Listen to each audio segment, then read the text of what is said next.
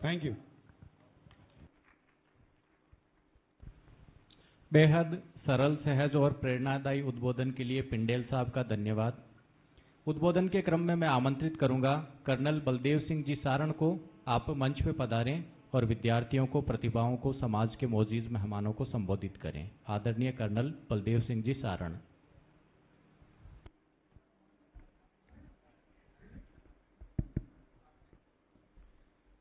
परम सम्मानित मंच, नागौर और उसके आसपास के क्षेत्रों से आए हुए भाइयों और बहनों और प्यारे बच्चों,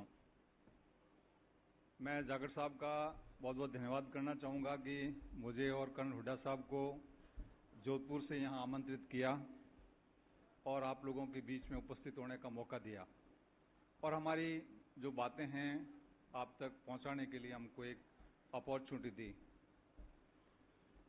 मैं जोधपुर जिले के आगोड़ई गांव से आता हूं। आपने सभी आगोड़ई गांव को देखा होगा, जोधपुर से जैसलमेर जाते हैं तो बीच में आता है। किसान परिवार से हूं। हमारे यहां पे जमीन में पानी नहीं है जैसे आपके यहां पे हैं। सूखा पड़ता है, अकाल पड़ता है। हमारे पिताजी और हमारे दादाजी, पहले और बाद में पिताजी बलदेवराम जी मिर्धा के उन भाषणों से बहुत प्रभावित रहते थे कि बच्चों को पढ़ाओगे तो तुम्हारा परिवार का फ्यूचर है, नहीं पढ़ाओगे तो आगे कोई फ्यूचर नहीं है। गांव से कोई पढ़ने के लिए शहर नहीं भेजता था। मेरे पिताजी ने पहली बार हिम्मत करके और मुझे शहर जोधपुर पढ़ने के लिए भेजा। जोधपुर में जिस साल मुझे भेजा वहां पे अकाल था। पिताजी के पास पैसे नहीं थे, परंतु उन्होंने कहीं से अरेंज करके मुझे जोधपुर पढ़ने के लिए भेजा। उस साल 1982 की बात है। जुलाई के अंदर मेरा एडमिशन हुआ जोधपुर में और नवंबर 1982 के अंदर में मेरे दादाजी की डेथ हो गई। दादाजी की डेथ हो गई तो मृत्यु भोज करना पड़ गया। मृत्यु भोज किया तो उस टाइम मेरे पिताजी के ऊपर में 17,000 रुपए का कर्ज हो गया। 17,000 का कर्ज हुआ तो दिसंबर के अंदर में जब मैं सेकंड टाइम पिताजी से पैसे लाने के लिए गया कि अभी फीस के हॉस्टल के पैसे चाहिए, तो बोला बेटा कर्जा इतना हो गया है कि तू बड़ा बेटा है, अकाल पड़ा हुआ है और पिछली बार भी अकाल था, तो अब तू घर आ जा, पढ़ने के लिए पैसे तो है नहीं। मैंने कहा यदि घर आ जाऊंगा तो फिर क्या नौकरी कैसे लगेगी और यहां बैठ के करेंगे क्या इस रेत में। पिताजी को कन्विंस किया, 9th कैसे भी की। 10th के अंदर में फिर उन्होंने कहा कि मुश्किल है। मैंने कहा मुझे पढ़ना है। उनको मेरी लगा कि बच्चा पढ़ने वाला है, क्योंकि मैं स्कूल टॉपर था उस टाइम आगोड़ई का, तो उनको विश्वास था कि बच्चा पढ़ जाएगा। तो उन्होंने अपना सोने की छांकड़ी और सोने की मुर्खियां होती हैं वो बेच बूझ करके मुझे 10th करवाई। 10th करने के बाद फिर बोला कि वापस घर आ जाओ। मैंने कहा घर आ जाएंगे तो नौकरी नहीं लगेगी, तो मैंने कहा 11th करवाओ। उन दिनों के अंदर में 11th होती थी, उसके बाद यूनिवर्सिटी में डायरेक्ट एडमिशन होते थे, 12th नहीं होता था। मां ने अपना चांदी बेच कर अपने जो गले के अंदर में 4-5 आइटम होते हैं, पांव में जो आइटम होते हैं, उसमें से कुछ आइटम बेच करके मेरे को 11th करवाई।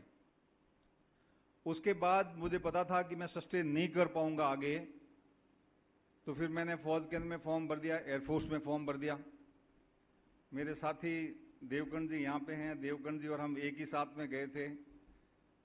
1985 के अंदर में जोधपुर यूनिवर्सिटी के अंदर में बीएससी फर्स्ट ईयर करते करते मैं आर्मी एजुकेशन कोर के अंदर में एज ए रिक्रूट चला गया था। वहां 13 साल तक आर्मी एजुकेशन कोर में रहा, बट दिल के अंदर में कहीं न कहीं एक दबी हुई सी भावना थी कि मैं स्कूल टॉपर था और मुझे पढ़ने का मौका मिलता तो मैं कुछ कर सकता था। बीएससी कर लेता तो मैं वहीं से कहीं कंपटीशन में निकल सकता था।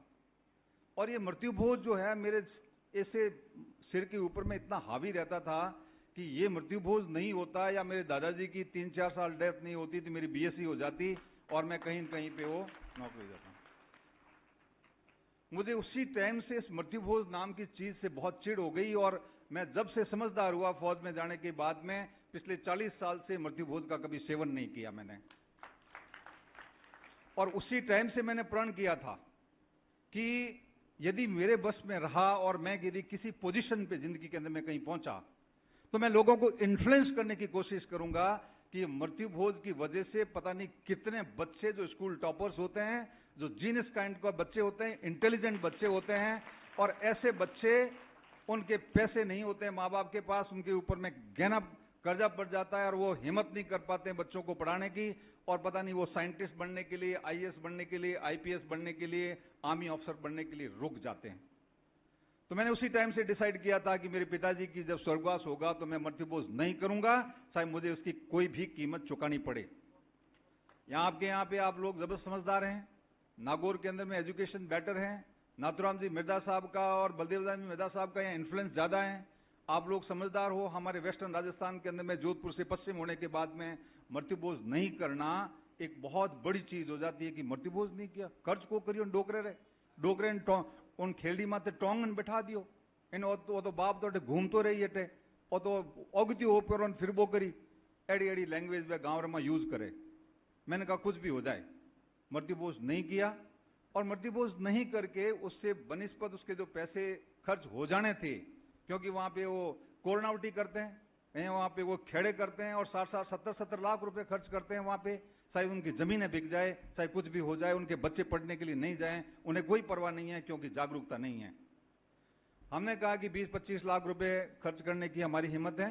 दोनों भाई, मेरा भाई भी अभी बिजनेस कर रहा है, तो हमने वो 25 लाख रुपए डिसाइड किए कि इसको हम डिफरेंट प्लेसेस के अंदर में हम खर्च करेंगे जहां का इसका कुछ न कुछ प्रोडक्शन हो।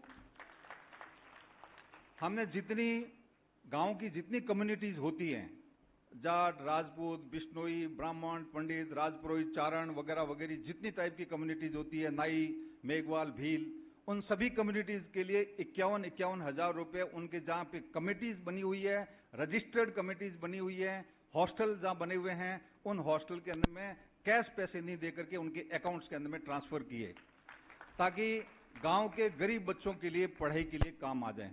साथ साथ में हमारे खुद के गांव के लिए 2 लाख रुपए उनको डेवलपमेंट के लिए दे दिए कि ये पैसे लो, मृत्यु भोज नहीं करेंगे, पैसे लेकर के अपने गांव के बच्चों को पढ़ाने के लिए काम में लो। गौशाला के लिए 1 लाख रुपए की ईंटें डलवा दी, गौशाला के लिए चारा डलवा दिया। जो हमारे घर में बैठने के लिए जितने आए उन सब लोगों को जाते टाइम एक एक पौधा उनको भेंट कर दिया कि पर्यावरण का हमारे ऊपर में बहुत एहसान है, हम यहाँ पे इतने सारे इकट्ठे होकर के प्रदूषण करते हैं, तो जाते टाइम एक पौधा अपने घर में जाकर के लगाएं। तो मेरे कहने का मतलब है कि एक मृत्यु भोज नाम की एक ऐसी बीमारी हमारे समाज के अंदर में है जिसका कोई रैशनल रीजन नहीं है, कोई थॉट प्रोसेस नहीं है कि हम क्यों कर रहे हैं, क्योंकि वो चलता आ रहा है तो हम करते आ रहे हैं। भाइयों और बहनों, हमें अपने थॉट प्रोसेस के अंदर में पैराडिम शिफ्ट लाना पड़ेगा। यदि हम इस प्रकार का नहीं लाते हैं तो आज के जमाने के अंदर में जो कंटेम्प्रेरी वर्ल्ड है, जिसको आज का ज्ञान का युग कहते हैं, इस ज्ञान के युग के अंदर में हमारा समाज पीछे छूट जाएगा। हम कहते हैं कि मृत्यु भोज मत करो, आपके टावरों को कहां से पढ़ाओगे, तो कहते हैं मैं तो टावरों ने भी पढ़ा देवा, मैं तो मृत्यु भोज ही मोटवारो कर देवा। वो जो ऐसा कहते हैं, मैं उनको कहता हूं कि आपको पता ही नहीं है कि टावरों की पढ़ाई के लिए खर्च कहां होते हैं, पैसे कैसे खर्च होते हैं। आपके शहरी समाजों को जाके देखो, जो वहां अपने बच्चों को 50-50, 60-60 लाख रुपए, 1-1 करोड़ रुपए की फीस दे करके वर्ल्ड की जो टॉप मोस्ट यूनिवर्सिटीज है, जिनको आईवी लीग यूनिवर्सिटीज कहते हैं, उनके अंदर में बच्चों को पढ़ा रहे हैं। हम खुश हो जाते हैं कि हमने बच्चे को एमए करवा दी। अरे क्या फायदा उस एमए का, जब वो दूसरे समाज जो कंपैरेटिव लेवल, तुलनात्मक ढंग से जो आपके ऊपर में आज राज कर रहे हैं, जो वहां टॉप एचलॉन के अंदर में बैठे हुए हैं, उनके बच्चे तो फिर पढ़ करके आगे निकल जाएंगे और आप इस मृत्यु भोज के चक्कर के अंदर में पैसे खर्च करते जा रहे हो, जिसका कोई रैशनल नहीं है, कोई इसका लॉजिक नहीं है। मैं आपको बताना चाहता हूं, मैं डॉक्टरेट की है और डॉक्टरेट मैंने इसी जान करके की है कि ये धर्म के नाम से चीज क्या होती है, ये धर्म हमको किस प्रकार से पागल बनाता है। तो हमने ये comparative study of Hinduism, Islam and Christianity को पढ़ा मैंने, और उसी के ऊपर मैं डॉक्टरेट की। उस डॉक्टरेट के अंदर में मेरा ये चक्कर था कि ये जो हम जितने रीति रिवाज करते हैं, जितने पाखंड करते हैं, जो हम इतने सारे श्राद्ध करते हैं, ग्यारस करते हैं, पूनम करते हैं, जगराता दिलाते हैं, गंगा जी भेजते हैं बच्चों को, और इतने लाखों रुपए हम लोग इसके ऊपर में खर्च करते हैं, क्या इसका कोई साइंटिफिक अर्थ है, कोई इसका रीजन है? मैंने पाया कि इसका कोई साइंटिफिक बेस नहीं है। कोई जो ईश्वर है वो एक ऐसी गीता के अंदर में जो लिखी हुई मेन चीज है वो है कि कर्म पे अपना विश्वास करो, कर्म करोगे वैसा आपको फल मिल जाएगा। हम हरिद्वार जाके आ जाते हैं, 50 लाख रुपए, 50,000 रुपए, 1 लाख रुपए खर्च कर देते हैं, 10 लोग इकट्ठे होकर के गाड़ियां लेके जाते हैं, कोई उस 1 लाख रुपए का कोई उपयोग नहीं। हम बाहर का मैल धो करके आ जाते हैं, अंदर का मैल तो हमारे अंदर ही अंदर रहता है। हम अंदर का मैल तो कभी धोते ही नहीं है, अच्छे इंसान तो कभी बनते नहीं है। जब अच्छे इंसान हम नहीं हैं तो हमारा जो कल्याण कैसे होगा? अच्छे इंसान कल्याण कैसे होगा? वो शिक्षा से होगा। कहते हैं कि quality of any nation depends upon the quality of its people and the quality of people depend upon the quality of their education. शिक्षा के ऊपर ही ये सब कुछ है। यदि अच्छी शिक्षा आ गई समाज के अंदर में तो अपने आप समाज का कल्याण हो जाएगा। मिलिट्री के अंदर में हम कहते हैं कि it is not machine but man behind the machine wins the battle. मशीनों से युद्ध नहीं जीता जाता है, मशीन के पीछे जो एक आदमी बैठा है जो मशीन को चलाता है, उसकी बहादुरी और उसी कला के ऊपर में, उसके नॉलेज के ऊपर में ही जो मशीन चलती है उसी से युद्ध जीता जाता है। तो ये हमको इसका मतलब, सीधा सा मतलब ये निकलता है कि मानव संसाधन जिस समाज का बेटर होगा वो समाज आगे बढ़ेगा। जिस समाज का मानव संसाधन अच्छा नहीं है वो समाज कभी भी आगे नहीं बढ़ सकता है। आप यहाँ 50 साल पहले के जाकर के देख लो, 50 साल पहले जिसने बलदेव जी मिर्दा ने और जो कहा करके गांव के अंदर में जो एजुकेशन के लिए अवेयरनेस फैलाई थी, आज से 50 साल पहले जिन लोगों ने अपने परिवार के अंदर में बच्चों को पढ़ाना शुरू कर दिया, वो खुद पढ़े, उनके बच्चे पढ़े, उनके पोते पढ़े, और उनके पोते आज यूएस के अंदर में कहीं सेटल होंगे, नहीं तो देश की कैपिटल के अंदर में या किसी मेट्रो सिटीज के अंदर में शामिल होंगे और वो बड़े बड़े बिजनेस कर रहे होंगे, बड़ी बड़ी नौकरियों के ऊपर में है। और उन्होंने जिसने सोचा कि ए तो ई फिरता करे और कहने कहीं करना पर पढ़ान कहूं करना पर, तो खेत रो घना ही है, वो खेत अभी 5-5 बीघा हो गया है, 10-10 बीघा हो गया है, उससे काम नहीं चलेगा। जब तक अपन पढ़ाई के ऊपर में ये जो फालतू जितने खर्चे होते हैं, जितने पाखंड के ऊपर में खर्चे होते हैं, जितने हम उन खर्चों को बचा करके उसको हम एजुकेशन के तरफ में डाइवर्ट नहीं करेंगे, उस पैसे का एजुकेशन में इन्वेस्टमेंट शुरू नहीं करेंगे, तब तक हम आगे नहीं बढ़ सकते। हमको एजुकेशन के अंदर में अपना इन्वेस्टमेंट बढ़ाना होगा। हम नहीं कह सकते कि सरकार इसके अंदर में इन्वेस्टमेंट एजुकेशन की जीडीपी के मुताबिक जो एजुकेशन के लिए सरकार ज्यादा बजट करेगी, हम सरकार को बाध्य नहीं कर सकते हैं। सरकार के अपने खर्चे होते हैं, उनको रोटी कपड़ा मकान की सबसे पहले चिंता होती है कि नागरिकों का रोटी कपड़ा मकान पहले ठीक ठाक कर दें। हमको पारिवारिक रूप से, हम किसान हैं, हमारे पास पैसा है, खूब पैसा है, परंतु हमें पता नहीं है कि पैसा खर्च कहां करना है। हमें सब चीजों के जितने फालतू खर्चे हैं बंद करके अपने बच्चों की एजुकेशन के लिए पैसे लगाने पड़ेंगे। यदि हम वो सक्सेसफुल हो जाते हैं तो आज के युग के अंदर में कंपटीशन के हम टिक पाएंगे। आज के जमाने के अंदर में आपको जो पढ़े लिखे लोग हैं, आप सभी पढ़े लिखे हैं, सभी समझते हैं, बच्चे जो आजकल हमारे से ज्यादा समझते हैं। इमर्जेंट क्रिटिकल टेक्नोलॉजीज आ गई है आज दुनिया के अंदर में। इमर्जेंट क्रिटिकल टेक्नोलॉजीज के अंदर में आर्टिफिशियल इंटेलिजेंस है, ऑगमेंटेड रियलिटीज है, वर्चुअल रियलिटीज है, रोबोटिक्स है, और ये जो आपकी क्लाउड कंप्यूटिंग है, या जिसको ओपन आर्टिफिशियल इंटेलिजेंस कहते हैं, चैट जीपीटी है। ऐसे ऐसे टूल आ गए हैं कि मत पूछो बात। उसके अंदर में जो एजुकेशन जिस तरीके से आगे बढ़ रही है, साइंस ने हमारे परिवार के अंदर में, हमारे जीवन के अंदर में जो इन्फ्लुएंस पिछले 50-60 सालों से किया है, उसका कोई मुकाबला नहीं है। पिछले 60-70 साल के अंदर में विज्ञान ने इतनी प्रगति की है कि उससे पहले 1000 साल के अंदर में भी कभी प्रगति नहीं हुई थी। आज हम इस प्रकार का जीवन जी रहे हैं जो कि एक पुराने जमाने के अंदर में 60 साल पहले राजा महाराजा भी इस प्रकार का जीवन नहीं जी रहे थे। कहां था इस प्रकार के राजा महाराजा के पास एयर कंडीशन हॉल्स? नहीं थे। क्या उनके पास एरोप्लेन थी? नहीं थी। उनके पास क्या लग्जरी ट्रेन थी? नहीं थी। क्या उनके पास मोबाइल फोन था जो पूरी दुनिया आपकी मुट्ठी के अंदर में? नहीं था। क्या उनके पास अच्छी रोडें थी? नहीं। हाथी घोड़ों पे बैठ करके वो पता नहीं एक जगह से दूसरी जगह जाने में उनको 6 महीने लग जाते थे।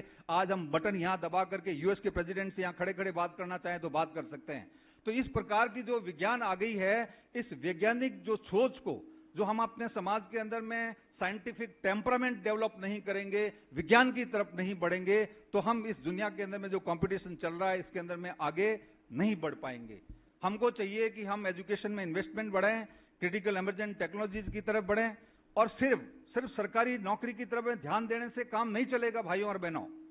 हमें चाहिए कि हम बिजनेस की तरफ भी आगे बढ़ें। सरकारी नौकरी सिर्फ 4 से 5% लोगों को मिलती है। आप आंकड़ा उठा करके देख लीजिए, 5% से ज्यादा सरकारी नौकरी नहीं है गवर्नमेंट के पास में। रिमेनिंग 95% जॉब्स होती हैं कॉर्पोरेट हाउस के अंदर में या मल्टीनेशनल कंपनीज के अंदर में होती हैं।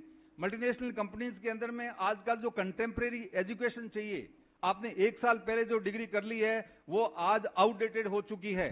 हमको रेगुलर तौर पे अपने नॉलेज को अपडेट करना पड़ेगा, लर्न करना पड़ेगा, रीलर्न करना पड़ेगा, अनलर्न करना पड़ेगा, रीलर्न करना पड़ेगा, तभी जाकर के आज के युग के अंदर में, कंपटीशन के युग के अंदर में हम टिक पाएंगे। हम ऐसा करते नहीं है, क्योंकि हम तो बहुत 5-5, 10-10 हजार लोगों को इकट्ठा करके खाना खिलाने में बहुत खुश हो रहे हैं। बच्चों को जब बोलोगे पढ़ने के लिए तो गांव का आम आदमी कह जाता पैसे कहाँ हैं? अरे तुम्हारे पास मट्टी भोज के लिए पैसे इतने कहां से आ गए? मैं आपसे पूछना चाहता हूं कि एक गांव के अंदर में, आप सभी सम्मानित महानुभाव यहां पे बैठे हो, एक गांव के अंदर में कितनी डेथ होती है? 1 साल के अंदर में कितनी डेथ होती है आप बताओ? 20 एक होती है? आप चलो 20 को छोड़ो, 10 डेथ तो होती होगी। एक डेथ के ऊपर में मट्टी भोज में हम कितना खर्चा करते हैं? कितना खर्चा करते हैं? 5 लाख करते हो। चलो 5 लाख नहीं, हम गरीब से गरीब आदमी को हम मान लें 3 लाख रुपए खर्चा करता है। 3 लाख से नीचे तो मट्टी भोज हो नहीं सकता है। तो 3 लाख रुपए यानी कि 10 डेथ होती है एक गांव में, 3 लाख रुपए एक डेथ पे खर्चा होता है। 30 लाख रुपए एक गांव के अंदर में 1 साल के अंदर में खर्चा होता है। नागौर जिले के अंदर में 1891 विलेजेस हैं, 1891 विलेजेस हैं नागौर जिले के अंदर में। जोधपुर जिले के अंदर में 1835 विलेज हैं। बाड़मेर जिले के अंदर में 2991 विलेजेस हैं। ये ऐसे ऐसे 10 जिले हैं जो हैं इस मट्टी भोज के अंदर में चक्कर में पड़े हुए हैं। यदि मैं अब सिर्फ नागौर जिले की बात करूं, जिसमें 1800 गांव की बात करूं, तो 1800 को 30 लाख से मल्टीप्लाई करते हैं तो 550 करोड़ रुपए आते हैं। ये 550 करोड़ रुपए कहां से आ गए हमारे पास में? बच्चों को पढ़ाने के लिए बोलते हैं तो पैसे नहीं है, उनको बोल दो कि रशिया भेज करके, उनको चाइना भेज करके, यूएस भेज करके पढ़ाई करा दो तो पैसे नहीं है। हम 550 करोड़ रुपए एक जिले के अंदर में खर्च कर रहे हैं। 550 करोड़ रुपए के अंदर में ऑक्सफोर्ड जैसा, हार्वर्ड जैसा, कैम्ब्रिज जैसा, प्रिंसटन जैसा पता नहीं कैसे कैसे विश्वविद्यालय यहाँ पे खड़े हो जाएंगे। यदि ऐसी विश्वविद्यालय यदि यहाँ पे हम खड़े कर दें तो यहाँ से बच्चे जो पढ़ करके निकलेंगे पूरी दुनिया के ऊपर में राज करेंगे। हम ऐसा क्यों नहीं कर सकते? इसलिए मैं आपको कहता हूं कि हमारी जो सोच है, जैसे चलती आ रही थी वैसे ही चलता रहेगा तो आगे भी ऐसा ही चलता रहेगा। नहीं तो यदि हम इसको स्टॉप करेंगे, हमको इसको अपनी सोच को बदली करेंगे, बदली करने के बाद आज से डिसाइड करते हैं कि ये पाखंड नाम की चीज, दिखावा नाम की चीज हम नहीं करेंगे और इस पैसे को बचा करके हम अपने बच्चों के अंदर में खर्चा करेंगे। ये तो मैं सिर्फ एक मट्टी भोज की बात की है। बाकी आंकड़े में आपके सामने पेशूं तो आपका मुंह खुला का खुला रह जाएगा। पता नहीं कितना हमारी औरतें सूरज पूजने में खर्चा करती है, पता नहीं क्या 11 के अंदर में कितना खर्चा करते हैं, कितने बड़े बड़े जागरण दे दे करके हजारों लोगों को बुला करके खर्चा कर देते हैं। ये जो पैसा है भाइयों और बहनों, this money is not your money, ये भारत की राष्ट्रीय मुद्रा भी है। ध्यान रखने की आवश्यकता है। यदि हम समझदार और सिटीजन हैं, यदि रेस्पॉन्सिबल सिटीजन हैं, तो हमें आवश्यकता है कि ये भारत की राष्ट्रीय मुद्रा है। इस भारत की राष्ट्रीय मुद्रा को उस जगह पे खर्च करना चाहिए जहां से उस राष्ट्र को इस पैसे का कोई उनको वापस फायदा हो। हम 24 घंटे के अंदर में इस पैसे को 1 मिनट के अंदर में हवा के अंदर में उड़ा देते हैं, छू मंत्र कर देते हैं। वो अब लोगों से पूछते हैं कि साहब कि हमने मट्टी भोज नहीं किया, तो बोलते हैं कि थे कहीं करियो। मैंने कहने के अन्न खड़ाना तो बहुत बढ़िया बात वैसा। मैंने उनको बोला, पढ़ा लिखा आदमी हूं, मैंने कहा भाई अन्न दान, परम दान, विद्यादान तत्परम अनेन स्नेहिका तृप्ति विद्या स याजीवा। भाई अन्न के तो एक टाइम के पेट भूख को शांत होगी, विद्या एक किसी को दे दो तो उससे जरिए वो अपने जिंदगी भर की पेट की भूख को शांत कर पाएगा। विद्या बहुत जरूरी है। और अन्न की इंपॉर्टेंस उस टाइम थी जो आज से 100 साल पहले, जब हम वो घास की रोटियां खाया करते थे, पेड़ों के छालों के अंदर में छील छील करके उसको पीस करके रोटियां खाते थे, तब हाँ ठीक है वैल्यू थी अन्न की। आज हम घर से रोटी खा करके जाते हैं और वापस वो 5 पकवान खा करके पेट मोटा कर लेते हैं, हेल्थ खराब कर देते हैं, डायबिटिक हो जाते हैं, और जो है हम उसको फिर भी हम उसके अंदर में बाज नहीं आते हैं कि हम उसको पैसे को रोक करके कहीं सही जगह पे खर्च करें। हमें चाहिए कि उस पैसे को सही जगह पे खर्च करें, नहीं तो आप फिर कहते रहोगे भाई हम पीछे रह गए। हम पीछे रहेंगे तो उसका जिम्मेवार कौन है? जब वो बाकी लोग जो शहरी कम्युनिटीज हैं वो अपने बच्चों की एजुकेशन के ऊपर में इतना ध्यान दे सकते हैं, वो यहाँ के बड़े बड़े लोगों को हायर कर सकते हैं अपने बच्चों को गाइड करने के लिए, उनकी प्रोफाइल बनाने के लिए। वो प्रोफाइल बना करके आईबी लीग यूनिवर्सिटीज के अंदर में अप्लाई करते हैं, उनके बच्चे वहां पे फॉरेन के अंदर में पढ़ने के लिए चले जाते हैं। हम जो है अपने मस्ती में लगे हुए हैं कि छोरो पैडी तो ठीक है, नहीं तो खेत घड़ी है, नहीं तो ट्रैक्टर पकड़ा देवा, नहीं तो गाड़ी पकड़ा देवा, नहीं तो हमारे खणियों घड़ी है। अरे ये कब तक चलेगा?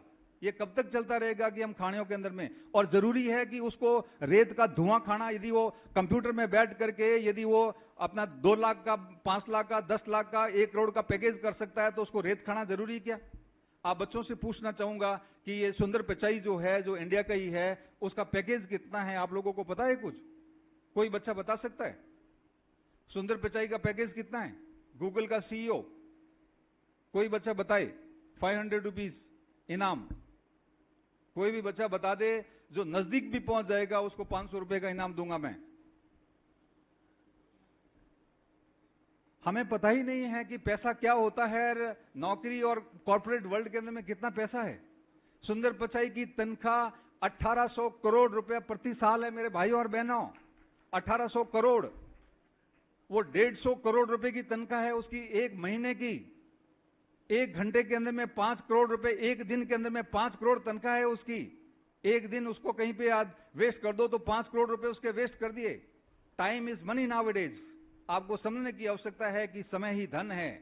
हम इस प्रकार की हमें कैलकुलेशन पता ही नहीं है। 150 करोड़ रुपए तनख्वाह है।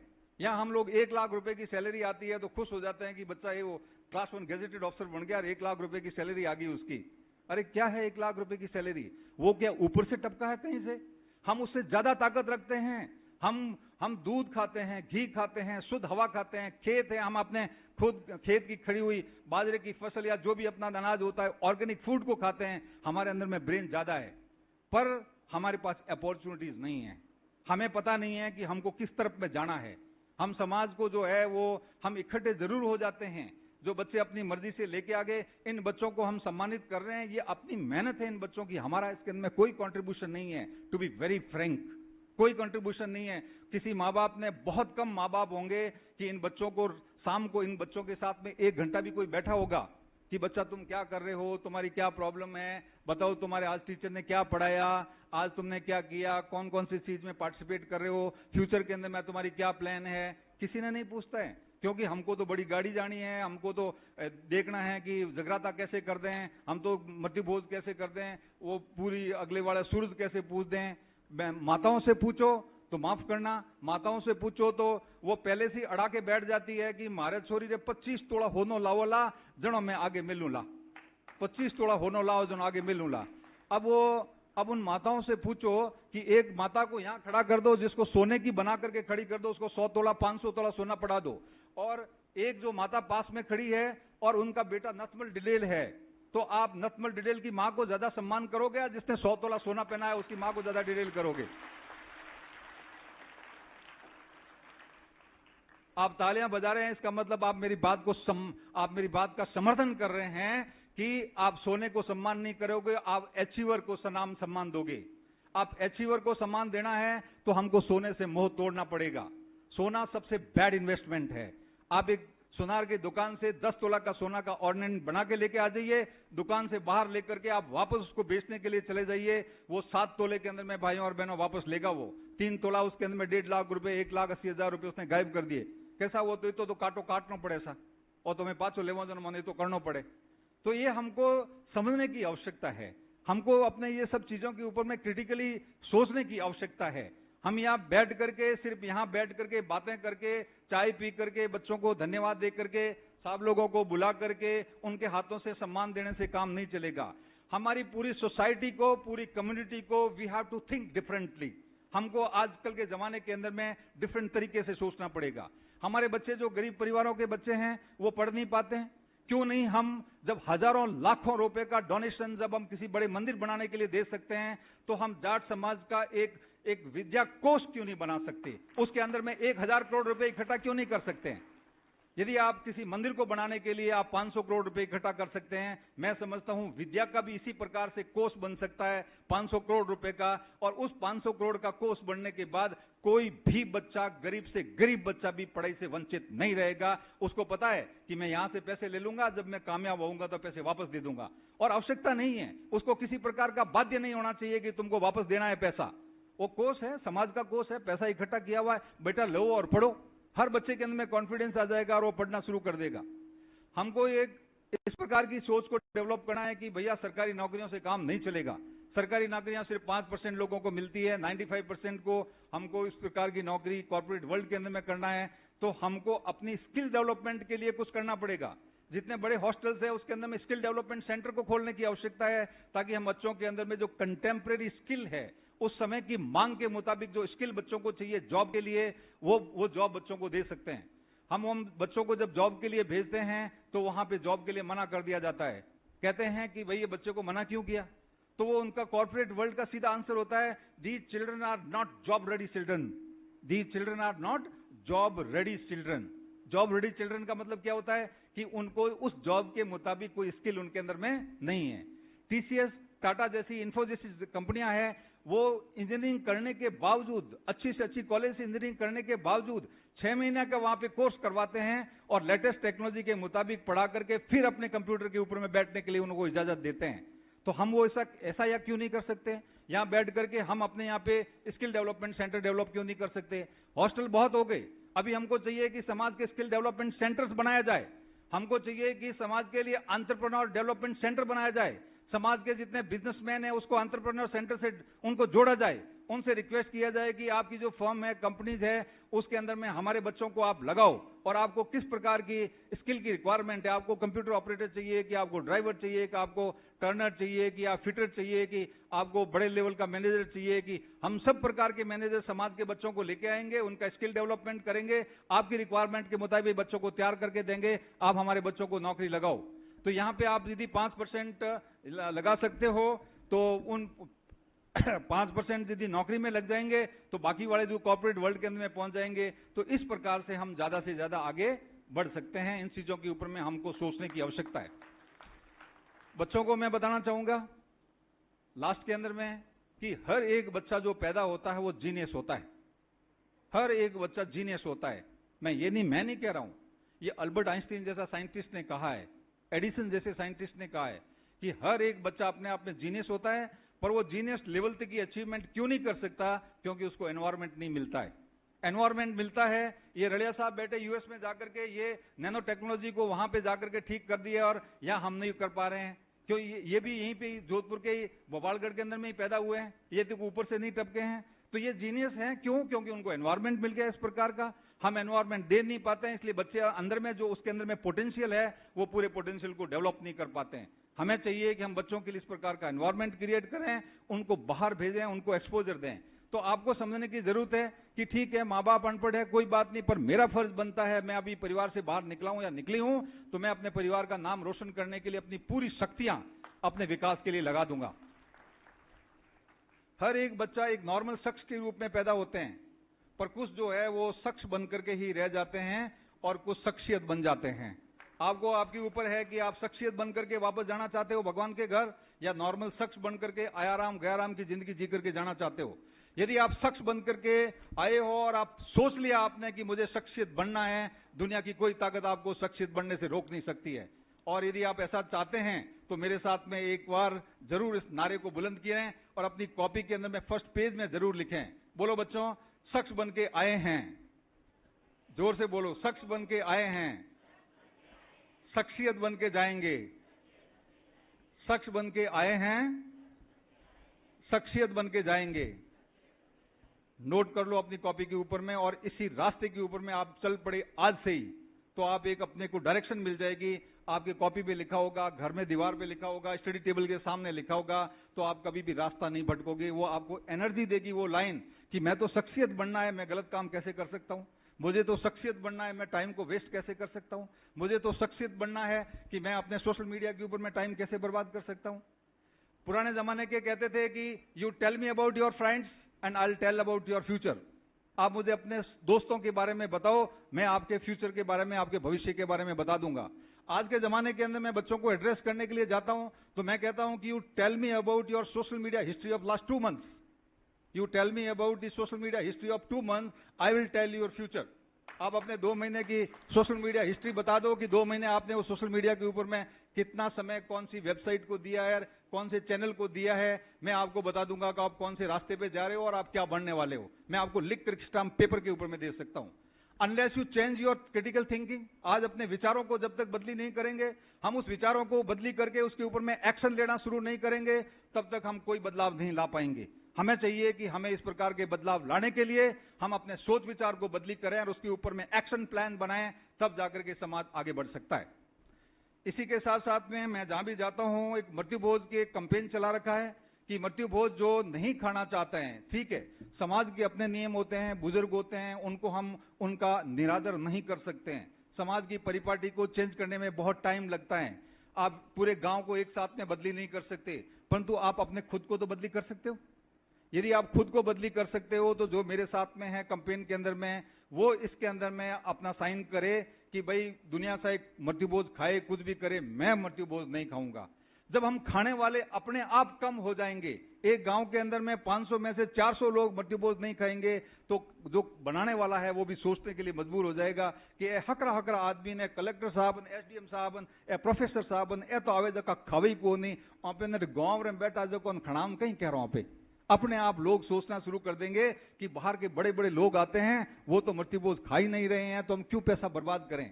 लोग तो दिखावे के लिए करते हैं कि फलाना कलेक्टर साहब को उससे कोई प्यार नहीं है, उसको दिखाना है कि कलेक्टर साहब मेरे घर आएंगे तो ओहो मेरा बहुत बड़ा नाम होगा, इसीलिए वो पता नहीं कौन कौन से बढ़ चढ़ करके अपने औकात से बढ़ करके पैसा खर्च करते हैं। हमें उस दिखावे से बचना है, उस पैसे को बचा करके एजुकेशन में लगाना है, ताकि हम समाज को सही दिशा दे सकें। तभी हमारा सार्थकता होगी हमारी एजुकेशन की, तभी हमारी सार्थकता होगी कि हम कुछ लीड रोल के अंदर में हैं, तभी हमारी सार्थकता होगी कि हमने सही एजुकेशन लेकर के एक समाज को सही दिशा निर्देश दे रहे हैं। नहीं तो फिर आयाराम गयाराम की जिंदगी जी लो, उससे कोई ज्यादा फर्क नहीं पड़ने वाला है। तो मेरे साथ में भागीरथ जी हैं, भागीरथ जी से मैं निवेदन करूंगा कि ये किसी के ऊपर में कोई फोर्स नहीं है। जो व्यक्ति अपनी मर्जी से मृत्यु भोज नहीं खाना चाहता है, वो आप इसको नहीं खाएं। मैं भागीरथ जी 1 मिनट के लिए वो बुक देना मेरे को, गरुड़ पुराण। मैंने डॉक्टरेट की है भाइयों और बहनों। मृत्यु भोज के अंदर में सिर्फ इस बुक के सिवाय मैंने गीता पढ़ ली, रामायण पढ़ ली, महाभारत पढ़ लिया, पूरा पढ़ लिया, क्योंकि मैंने डॉक्टरेट करनी थी तो मुझे पढ़ना था, तो मैंने कर ली। इस गरुड़ पुराण के सिवाय किसी किताब के अंदर में ये नहीं लिखा हुआ है कि मृत्यु भोज होना चाहिए। और बताऊं इसमें भी क्या लिखा हुआ, मैं बताऊंगा आपको। और सब जगह शास्त्र ये कहते हैं कि अंतिम संस्कार, मरने के बाद जब हम उसको दाग दे देते हैं तो उसको अंतिम संस्कार कहते हैं। अंतिम संस्कार के बाद किसी प्रकार के कोई संस्कार हमारे लिए लागू नहीं है। जब हमने अंतिम संस्कार ही कर दिया उसका, तो ये कौन से संस्कारों की बात कर रहे हैं कि हम 12 दिन तक वो हलवा पूड़ी और पता नहीं क्या क्या चलाते आ रहे हैं घरों के अंदर में। गरुड़ पुराण ये कहता है कि 12 दिन तक जिस व्यक्ति के घर के अंदर में डेथ होती है, उस घर के अंदर में पानी भी नहीं पीना चाहिए। गरुड़ पुराण कहता है उस घर के अंदर में पानी भी नहीं पीना चाहिए। और 13वें दिन जब हम पूरे इकट्ठे होकर के अपने अपने घरों से राशन लेकर के उस घर के अंदर में चूल्हा वापस प्रज्वलित करना चाहिए, ये 13वें दिन। और 13 ब्राह्मणों को भोजन कराना चाहिए, ये इसके अंदर में लिखा हुआ है। अब वो 13 ब्राह्मणों के लिए भी जो मॉडर्न टीपाकार है, जो इसकी सर्वे करते हैं, या जो पढ़े लिखे जो ब्राह्मण हैं या जो भी लोग हैं, वो कहते हैं कि ठीक है, कोई गरीब आदमी है तो 13 ब्राह्मण को भोजन नहीं करा सकता, तो 1 ब्राह्मण को भोजन करा दो, ये इसके अंदर में लिखा हुआ है। और फिर भी हम उसको पता नहीं किस प्रकार की हम जो है ना पुराने सिस्टम का या पुराने वो हमारे तरीकों का, या कहते हैं कि हमारे पौराणिक सिस्टम चला रहा, उसके ऊपर में वो हम उसको पकड़ करके बैठ गए। एक कहाँ था, मैं 57 ईयर्स का हो गया हूँ, मैंने अपने गांव के अंदर में ये खाटा खींचड़ा खा करके भी मौत के ऊपर में और देखा है। खाटा खींचड़ा खा करके बारातें चढ़ जाती थी, लोगों के पास पैसे नहीं होते थे तो कहां से आते थे। उसके बाद स्लोली वो लापसी शुरू की, तो वो लाठी गुड़ की, वो काला सा गुड़ आता था, उसकी लापसी बनाते थे। उसके बाद में फिर गुड़ डालना शुरू किया, उसके बाद चीनी डालनी शुरू की, उसके बाद गुड़ का हलवा शुरू किया, उसके बाद चीनी का हलवा शुरू किया, उसके बाद में फिर नुक्तियां और वो शुरू कर दी, उसके साथ पुड़ियां शुरू कर दी। और अभी तो कहीं कहीं जगह पे ऐसा देखा जाता है कि 12 दिन तक एकदम प्रॉपर एकदम टाइप मीनू होता है, डिजिटल कार्ड इश्यू होते हैं, उस मीनू के अंदर में लिखा जाता है फर्स्ट डे ये भोजन, सेकेंड डे ये भोजन, 12वें दिन ये भोजन। हमें कहां जा रहे हैं, किस डायरेक्शन में जा रहे हैं? इसका मतलब हमारे अंदर में कुछ वो है नहीं जो हम सोच विचार कर सकें। हमें पता ही नहीं है कि हमको किस मानव संसाधन के अंदर में वैसा विकास करने के लिए पैसा मानव संसाधन के विकास के लिए लगाना पड़ेगा। यदि मानव संसाधन में नहीं लगाओगे तो हमारा कोई कल्याण होने वाला नहीं है।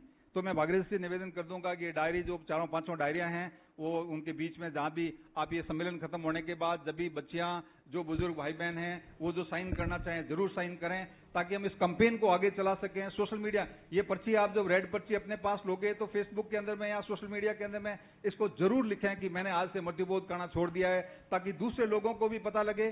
सोशल मीडिया बहुत पावरफुल है आज के जमाने के अंदर में, लोगों के पास मैसेज जाएगा, उस मैसेज के माध्यम से लोग देखेंगे कि हाँ ये बहुत गलत आदत है, इसलिए अच्छे अच्छे बड़े बड़े लोग इसको छोड़ रहे हैं, तो बाकी लोग भी इसको छोड़ने के अंदर में आगे आएंगे। भाइयों और बहनों, मैंने आपका ज्यादा समय ले लिया। मैं साहब को, जाखड़ साहब को और आप सभी को बहुत बहुत धन्यवाद देना चाहूंगा कि मुझे इतने लंबे तक आप लोग बैठ करके सुना और मुझे यहाँ बुलाया, बहुत सम्मान दिया। बहुत बहुत धन्यवाद, मेहरबानी, शुक्रिया। बहुत बहुत धन्यवाद सारण साहब। मैंने कार्यक्रम के शुरुआत में एक बात कही थी कि ये महज पुरस्कार वितरण समारोह नहीं है, ये एक चिंतन शिविर है।